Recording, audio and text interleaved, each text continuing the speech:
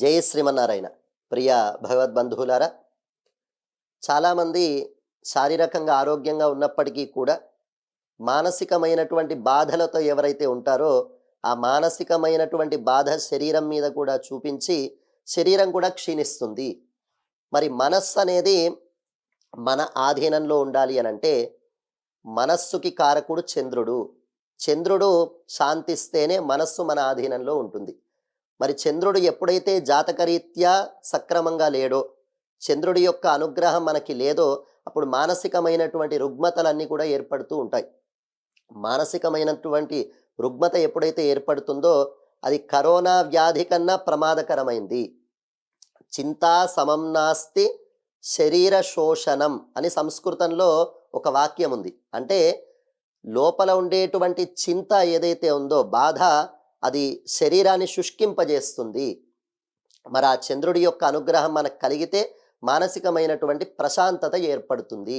మరి చంద్రుడి యొక్క అనుగ్రహం కలగడానికి మనకి శాస్త్రము ఎంతో సులువుగా కొన్ని పరిహారాలని తెలియజేసింది. సోమవారం రోజు అందరూ కూడా శ్రీకృష్ణుని యొక్క ఆలయానికి వెళ్ళి, మనకి దగ్గరలో ఆవు పాలు ఉంటే ఆవు పాలని తీసుకెళ్ళడం, ఆవు పెరుగుని తీసుకెళ్ళడం, లేదా వెన్నెని తీసుకెళ్ళడము, నెయ్యిని తీసుకెళ్ళడం, ఇవన్నీ కూడా స్వామి యొక్క ఆలయంలో సమర్పించగలిగితే స్వామి యొక్క అనుగ్రహంతోని చంద్రుడు శాంతిస్తాడు. మానసికమైనటువంటి రుగ్మతలన్నీ కూడా తొలగిపోతాయి. అంతేకాకుండా ఆవు పాలు బెల్లము వేసినటువంటి ఆవు పాలు బెల్లము అన్నం తోటి పరమాన్నం, ఒక పాయసాన్ని చేసి చంద్రుడికి నివేదన చేస్తూ ఉండాలి.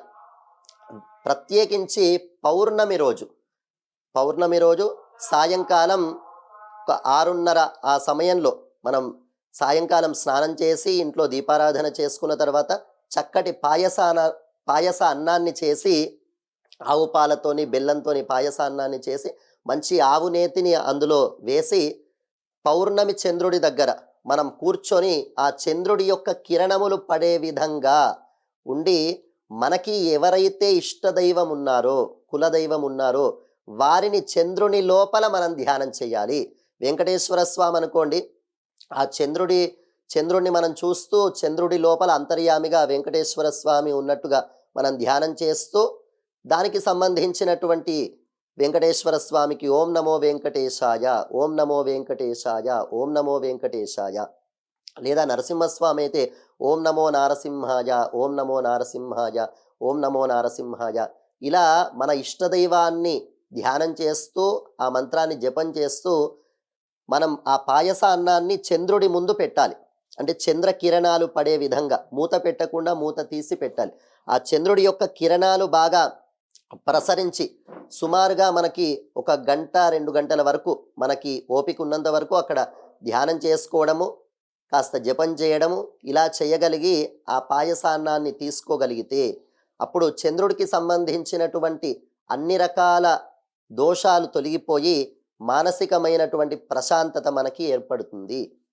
మనయేవ మనుష్యానాం కారణం బంధమోక్షయోహో అని అంటారు. శాస్త్రం తెలియజేస్తుంది, మనకి ఆనందం కలగాలన్నా బాధ కలగాలన్నా అన్నిటికీ కారణం ఏంటి అంటే మనస్సే. కనుక మనస్సుకి కారకుడైనటువంటి చంద్రుడు శాంతించాలంటే ఈ రకమైనటువంటి పరిహారాన్ని మనం చేసుకోవాలి. ఇలా చేసుకోగలిగి, అంతేకాకుండా ప్రతి సోమవారం గోశాలకి వెళ్ళి కాస్త గోసేవ చేస్తూ ఉండాలి.